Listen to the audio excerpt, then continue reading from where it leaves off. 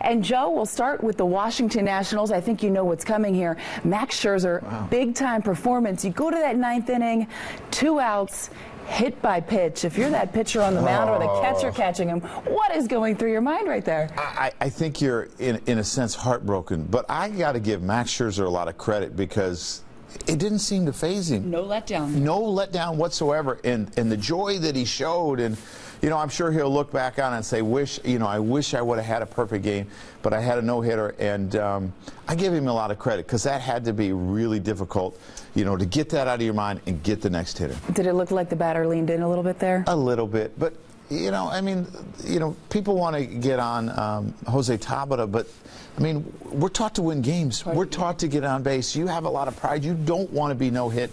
You don't want to have a perfect game thrown against you. So I don't get on Jose. That's part of the game, and that's what players do. You look at the contract that Max Scherzer signed this offseason. Huge contract. Yes. But so far, it seems as though he's been able to live up to that money. He's been as good as advertised. And if I'm not mistaken, the start before he had 16 or 18 strikeouts and maybe threw a one-hitter. So he's not given up a lot of hits. So the fact that we got to him here is, a little credit to our guys. Brock Holt, big day for him. Hit for the cycle. First time for Boston since '96. So did you see all those at-bats? Did you watch those at-bats? I know. I saw the triple. And Brock Holt is obviously a very valuable player for the Boston Red Sox. Not only does he swing the bat, but he plays everywhere. He plays every position, really, but catcher.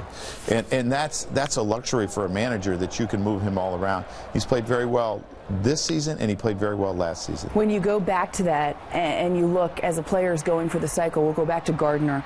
He has several at-bats to get that home run. Are you trying to hit a home run, especially in a game that's a little bit out of hand like that? Oh, I'm sure Girardi was. and sometimes that's what you worry about because you don't want him to get out of their stroke. And most times that guys hit home runs, they're not trying. It's just kind of letting it happen. Now, there were some other news in Boston and some news that the organization probably wasn't too happy about. Pablo Sandoval. Instagram in the middle of the game liking photos. What's your policy on social media for your players? Well, you better not be on it during the game. It just seems to me that obviously it's a valuable tool and it's a valuable way to, for players to build their brand. But there also is a lot of pitfalls because once you post something, once you look at, you can't take it back. And players just have to be guarded and be careful what they do. How concerning is that about a player's focus and a player that they invested a lot of money in? Well, I'm sure the player, if the player had to do it over again, he wouldn't do it. And I'm sure he's learned a valuable lesson. So in the long run, it may pay dividends. Anything else around Major League Baseball that struck you this week?